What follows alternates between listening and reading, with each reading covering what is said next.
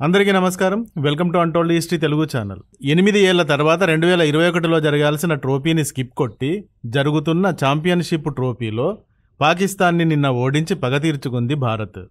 పాకిస్తాన్ భారత్ల మధ్య cricket match అంటే రెండు దేశాల బార్డర్లో జరిగే సైనిక యుద్ధం కంటే తక్కువేమీ ఉండదు. రెండు దేశాలు అంత భావోద్వేగాలతో చూస్తారు ఈ మ్యాచ్లను. మరి అలా నిన్న దుబాయ్లో పాకిస్తాన్తో జరిగిన మ్యాచ్లో మన భారత క్రికెటర్లు దుమ్ము లేపి పాకిస్తాన్ని ఆ దుమ్ములో ముంచి పాకిస్తాన్ ఫైనల్ ఆశలపైన నీళ్లు గుమ్మరించారు. ఛాంపియన్షిప్ ట్రోఫీ ఏమిటి, భారత్ పాక్లో ఆడడానికి ఎందుకు వెళ్లలేదు, తటస్థ వేదికలకు మాత్రమే ఎందుకు ఒప్పుకుంది, పాకిస్తాన్ ప్రధాని షహబాజ్ షరీఫ్ ఈ మ్యాచ్ గురించి ఎలా వెక్కిళ్లు పెట్టాడు, ఈ కామెడీ ఏమిటి అనే మొదలైన విషయాలను గురించి ఈ వీడియోలో చెప్తాను. వీడియో చాలా ఆసక్తికరంగా ఇన్ఫర్మేటివ్గా ఉంటుంది. ఒక్క లైక్ ఇచ్చి స్టార్ట్ చేయండి. ఇక భారత క్రికెటర్స్ ముందు పాకిస్తాన్ మోకాలి దండేసి జైహో భారత్ అనక తప్పలేదు నిన్న దుబాయ్లో జరిగిన ఛాంపియన్స్ ట్రోఫీ పోరు తర్వాత. అయితే ఆసక్తికరమైన విషయం ఇది కాదు, ఇంకొకటి ఉంది. అదేమిటి అంటే పాకిస్తాన్ భారత్ల మధ్య జరుగుతున్న మ్యాచ్కి ముందు పాకిస్తాన్ ప్రధాని షహబాజ్ షరీఫ్ కొట్టిన ఒక డైలాగు గురించి. అఫ్కోర్స్ యుద్ధం ప్రారంభానికి ముందు ఆయా దేశాల అధినేతలు ఎవరి సైన్యాలను ఉద్దేశించి వారు మీ అంతటి వారు లేరు, మీరు అతిరథులు మహారథులు, శత్రువులను చీల్చి చెండాడే డైనమైట్లు అని ఊదరగొట్టే డైలాగులు చెప్తారు. అలాగే ఇలాంటి మ్యాచ్లకు ముందు కూడా కొన్నిసార్లు ఆయా దేశాల అధినేతలు తమ తమ టీంలకు ఎలాగైనా విజయం సాధించుకు రండి అంటూ ఉత్సాహకరమైన ప్రోత్సాహకరమైన స్పీచ్లు ఇస్తూ ఉంటారు. శభాషో శభాష్, మీరు అడిగేస్తే అదరాలి భేతాల భూతం అంటూ. ఇదంతా కామనే. అయితే నిన్న జరిగిన పాకిస్తాన్ వర్సెస్ ఇండియా మ్యాచ్కి ముందు పాకిస్తాన్ ప్రధాని షహబాజ్ షరీఫ్ ఓవర్ ఎగ్జైట్ అవుతూ డైలాగేశాడు. ఆయన తమ టీముకు మీదే గెలుపు అని ప్రోత్సహిస్తూ పాకిస్తాన్ రేపు భారత్ని గెలవకపోతే నా పేరు షహబాజ్ షరీఫే కాదు అంటూ ప్రకటించాడు. దుంపదేగా. మరి నిన్న మన భారత క్రికెటర్లు పాకిస్తాన్ టీముని ఊచకోత కోశారు, దుబాయ్లో జెండా ఎగరేశారు, పాకిస్తాన్ బొక్కబోరలా పడింది. మరి ఇప్పుడు షహబాజ్ షరీఫ్ ఏమంటాడు, పేరు మార్చుకుంటాడా? అందుకే ఇలాంటి తుగ్లక్ డైలాగులు కొట్టడానికి ముందు మనల్ని మనం కూడా కాస్త చూసుకోవాలి. మరి మెడకు ఉన్న టై విప్పి కోటు విప్పడానికి ముందే లోపల శరీరం జిమ్ బాడీలాగా కండరాలు తిరిగి ఉందా, కండరాలు కరిగిన అస్థి పంజరంలా ఉందా కూడా చూసుకోవాలి కదా. చూసుకోకుండా చూడండి బాబు చూడండి మా కండరాలు చూడండి అని కోటు విప్పి రింగులో నిలబడ్డాడనుకోండి, లోపల కండరాలు ఎక్కడ నుండి కనబడతాయి? ఎముకల గూడు కనబడుతుంది. ఎదురుగా ఉన్న ప్రేక్షకులు గొల్లుమంటారు. అలాగే అయింది ఇప్పుడు షహబాజ్ షరీఫ్ కథ. ప్రోత్సహించడం దేశ ప్రధానిగా నీ బాధ్యతే అయినా గెలవకపోతే పేరు మార్చుకుంటాను, ఒక్క పక్క మీసం గొరిగించుకుంటాను, ముక్కు భూమికి రాకుతాను అని పంచ్ డైలాగులు విసిరొద్దు. విసిరితే ఇలా షహబాజ్ షరీఫ్ లాగే అవుతుంది. మీకు షహబాజ్ షరీఫ్ ఈ విధంగా మాట్లాడిన మాటలను గురించిన చిన్న వీడియో క్లిప్పును ఇస్తున్నాను, చూపిస్తున్నాను చూడండి. చూశారు కదా, హిందుస్థాన్ అనే వర్డ్ దగ్గర షహబాజ్ షరీఫ్ ఎలా హిస్టీరిక్గా ఊగిపోయాడో చూడండి.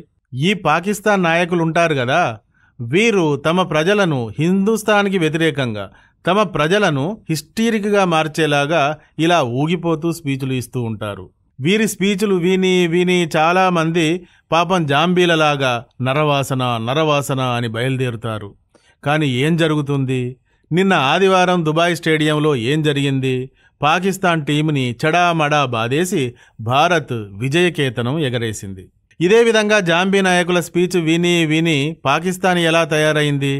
సాపాటు ఎటు లేదు పాటైనా పాడు బ్రదర్ అంటూ ఇంత కూరెంటెయ్యమ్మో ఇంత బువ్వుంటెయ్యమ్మో అని ఓ జోలె మెడకు తగిలించుకుని చేతిలో చిప్ప పట్టుకుని ఇల్లిల్లు తిరుగుతూ అడుక్కునే స్థితికి వచ్చింది. అయినా ఈ పాకిస్తాన్ నాయకులకు ఎంత మాత్రం బుద్ధి రాలేదు. భారత్ని రేపు ఓడించకపోతే నేను పేరు మార్చుకుంటాను అంటూను, హిందుస్థాన్ పేరు పలకగానే గిలగిలా కొట్టుకుని ఫస్ట్రేట్ అవుతూను ప్రదర్శనలు ఇస్తున్నారు. భారత్ లాంటి మహాసామ్రాజ్యం ముందు కోతుల్లా కుప్పిగంతులు వేస్తున్నారు. డేరా ఘాజీఖాన్లో జరిగిన ఒక బహిరంగ ర్యాలీలో ఆయన ఈ విధంగా మాట్లాడారు. ఈ వీడియో విపరీతంగా వైరల్ అయింది. ఉస్ రబ్ ను మంజూర్ హోయే तो हम मेहनत करेंगे, रात दिन मेहनत करेंगे, तो एक दिन आएगा तो हिंदुस्तान को पीछे छोड़िए तो मेरा नाम शहबाज शरीफ नहीं. We will make Pakistan great nation and move ahead of India అంటూ ర్యాలీకి అటెండ్ అయిన ప్రజలను ఉర్రూతలూగించాడు. దేవుడు కోరుకుంటే మేము కష్టపడి పనిచేస్తాము, పగలు మరియు రాత్రి కష్టపడి పనిచేస్తాము. అప్పుడు నేను భారతదేశాన్ని వెనక పడేసే రోజు వస్తుంది. అలా జరగకపోతే నా పేరు షెహబాజ్ షరీఫ్ కాదు. మేం పాకిస్తాన్ను గొప్ప దేశంగా చేస్తాము మరియు భారతదేశం కంటే ముందుకు సాగుతాము అంటూ ఊగిపోతూ మాటల తూటాలను తమ ప్రేక్షకులకు దించాడు. కానీ డామిట్ తెల్లారి కథ అడ్డం తిరిగింది.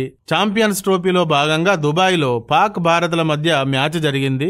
ఆబ్వియస్లీ ఈ మ్యాచ్ పాకిస్తాన్ దేశంలో జరగాలి. కానీ భారత్ పాకిస్తాన్కి వెళ్ళడానికి నిరాకరించింది. కారణాలు మనం ప్రత్యేకంగా తెలుసుకోవాల్సిన పనేముందండి, మనకు తెలిసిందే కదా. ఈ హోల్ వరల్డ్లో మనకు ఏకైక ఆగర్భ శత్రువు పాకిస్తాన్. ఈ పాకిస్తాన్ దేశం నిండా జైష్-ఏ మహమ్మద్, లష్కర్-ఏ తోయిబా, తాలిబాన్ పాకిస్తాన్ లాంటి కనీసం 100 టెర్రరిస్టు గ్రూపులు ఉన్నాయి. వీరికి భారత్ అంటే మంట. ఆ మంటలోనే 24/7 365 డేస్ వారు తగలబడుతూ ఉంటారు. కొన్ని పదుల చిన్న చితక భారీ విధ్వంసాలకు కూడా భారత్లో ఇదివరకే పాల్పడ్డారు వీరు. సో ఈ జాంబీ మూకల మధ్యకు వెళితే మన క్రికెటర్స్కి, అక్కడకు వెళ్ళి వీక్షించే మన ప్రేక్షకులకి కూడా ప్రమాదం అని భారత్ మేము మాత్రం పాకిస్తాన్లోకి రాము, అక్కడ మీతో మ్యాచ్ ఆడము అని స్పష్టంగా డిక్లేర్ చేసి చెప్పింది.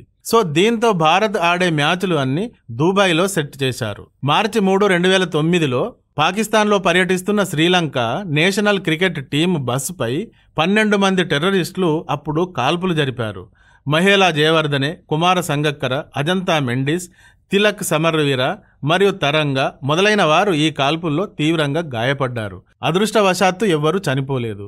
ఇలా ఉంటుంది పాకిస్తాన్లో పరిస్థితి. 100 టెర్రరిస్టు గ్రూపులు ఉన్నప్పుడు ఎవడికి ఎప్పుడు దురద పెడుతుంది, ఎప్పుడు ఎవడు ఎందుకు కాల్పులకు దిగుతాడో ఎవడికి తెలియదు. మరి అలాంటి దేశాన్ని చూపిస్తూ భారత్ కంటే ఫార్వర్డ్ దేశంగా మారుస్తా, లేదంటే నా పేరు మార్చుకుంటా అని డబ్బింగ్ చెప్పాడు షరీఫ్. అరే నాయనా, నువ్వు పేరు మార్చుకుంటే ఏమిటి, పేరుకు బదులుగా XYZ అని పిలిపించుకుంటే ఏమిటి, కానీ నీ దేశంలో టెర్రరిస్టులు రాజ్యం చేస్తున్నన్ని రోజులు మా టీమునైతే అక్కడకు పంపించలేం అని భారత్ మాత్రం మన టీముని అక్కడికి పంపించలేదు. ఛాంపియన్స్ ట్రోఫీ 1998లో మొదటిసారి స్టార్ట్ అయింది. ఇప్పటి వరకు 8 సార్లు ఈ మ్యాచ్లు జరిగాయి. ఇప్పుడు జరిగేది 9వది. 2021లో జరగాల్సిన ట్రోఫీ రద్దయింది. చాలా రోజుల నుండి ఫామ్లో లేని విరాట్ కోహ్లీ పాకిస్తాన్ అనగానే ఫామ్లోకి వచ్చి 111 బంతుల్లో సెంచరీ బాది షెహబాజ్ షరీఫ్కి ఆన్సర్ ఇచ్చాడు. మొదట బ్యాటింగ్ చేసిన పాకిస్తాన్ 242 పరుగుల లక్ష్యాన్ని భారత్ ముందు ఉంచింది. భారత్ 6 వికెట్లు కోల్పోయి 45 బంతులు మిగిలి ఉండగానే ఆ లక్ష్యాన్ని ఛేదించింది. సో ఇప్పటికైనా హిందుస్థాన్ అనగానే ఫస్ట్రేట్ అయిపోయి హిస్టీరికల్గా ఉపన్యాసాలు ఇవ్వడం, పేరు మార్చుకుంటాను అని ఛాలెంజ్లు చేయడం మానుకుంటే ఈ పాకిస్తాన్ నాయకులకే మంచిది.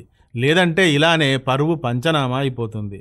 భారత్ని గెలవాలంటే భారత్ని కళ్ళమంటతో, కుళ్ళుతో, ఏడుస్తూ చూసి ఉత్తరుడిలా ప్రగల్భాలు కొట్టకుండా తమ దేశాన్నే చూసుకుని, తమ దేశ ప్రజలను చూసుకుని ఈ దేశాన్ని ఎలా అభివృద్ధి చేయాలి, ఈ దేశ ప్రజల మానసిక స్థితిని ఎలా అభివృద్ధి చేయాలి, వీరి మెదళ్లలో నుండి ఈ టెర్రరిజాన్ని ఎలా తొలగించాలి అని దృష్టి పెట్టాలి తప్ప పనికిరాని ఛాలెంజ్లు చేసి వారి మెదళ్లలో టెర్రరిస్టు భావాలను మరింతగా పెంచితే భారత్ ముందు అవి పనిచేయవు అని మన క్రికెటర్స్ కూడా నిన్న తేల్చి చెప్పారు. మరి ఇదండి సంగతి. మరి షెహబాజ్ షరీఫ్ ఏ విధంగా ఉత్తరునిలాగా ప్రగల్భాలు పలికి తుస్సయ్యాడో. మరి ఈ వీడియో కానీ నచ్చితే ఒక్క లైక్ ఇవ్వండి. అలాగే ఇంతవరకు మా ఛానల్కి సబ్స్క్రైబ్ చేసుకున్నట్టయితే వెంటనే సబ్స్క్రైబ్ చేసుకోండి. ఇలాంటి వీడియోల నోటిఫికేషన్స్ కొరకు బెల్ ఐకాన్ని కూడా క్లిక్ చేయండి. Thank you for watching.